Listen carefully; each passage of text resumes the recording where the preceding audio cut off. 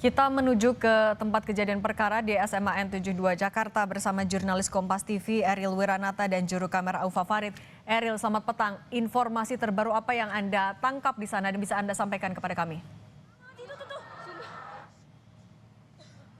Ya, Cindy dan saudara, memang saat ini masih di depan SMA Negeri 72 Jakarta. Situasi di sekitar lokasi ini masih dipenuhi dari petugas polisi, lalu kemudian juga dari Damkar hingga TNI. Ini sudah cukup banyak, yang dimana memang saat ini area masih tidak diperbolehkan untuk masyarakat sekitar untuk masuk karena masih dalam daerah steril, yang dimana sebelumnya juga saya melihat dari Nafis, kemudian juga dari Puslapfor ini masuki dari tempat dari SMA 72 Jakarta ini. Dan selain itu juga untuk di dalam tersebut masih disterilkan sehingga tidak ada kegiatan yang dilakukan. Dan sebelumnya juga dari Gubernur DKI Jakarta ini sudah meninjau dari titik lokasi, yang dimana sebelumnya juga saya sempat wawancarai dari guru yang dimana ia juga berada di titik lokasi kejadian, yaitu berada di dalam masjid, yang dimana ia mendengar ledakan tidak hanya sekali saja namun beberapa kali pada beberapa titik, yang dimana ia mengatakan memang saat itu kejadian tengah sholat Jumat sekitar jam 12 lewat,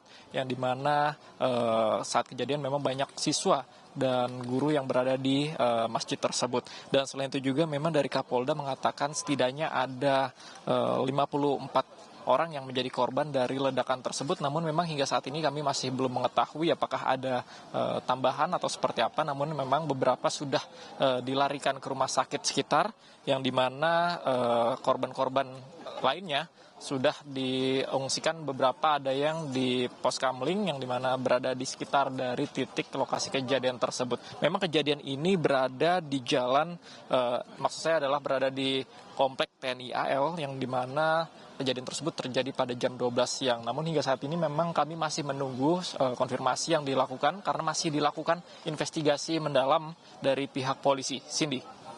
Bisa Anda gambarkan juga pengamanannya seperti apa? Mungkin bisa digambarkan secara visual seperti apa?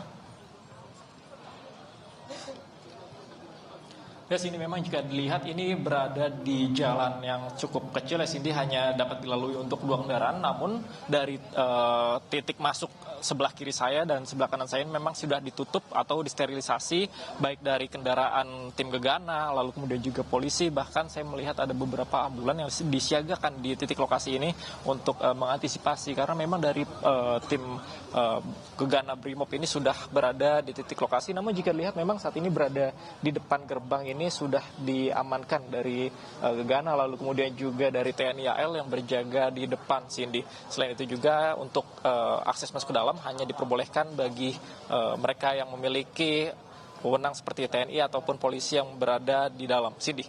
Kalau untuk keluarga semuanya diarahkan untuk langsung ke rumah sakit, atau kalau ada keluarga yang masih mau mendapat informasi soal anaknya bisa diarahkan kemana, Eril? Ya, Cindy, memang tadi saya sempat melihat ada beberapa orang yang mengaku sebagai keluarganya mencari anaknya.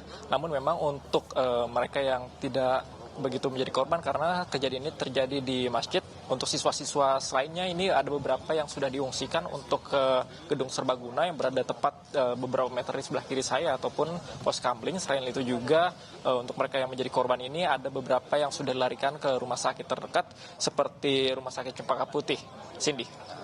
Jurnalis Kompas TV Eril Wiranata dan juru kamera Aufa Farid, terima kasih atas laporan Anda. Tetap berhati-hati, selamat bertugas kembali. Saudara, polisi mencatat ada 55 orang yang menjadi korban ledakan di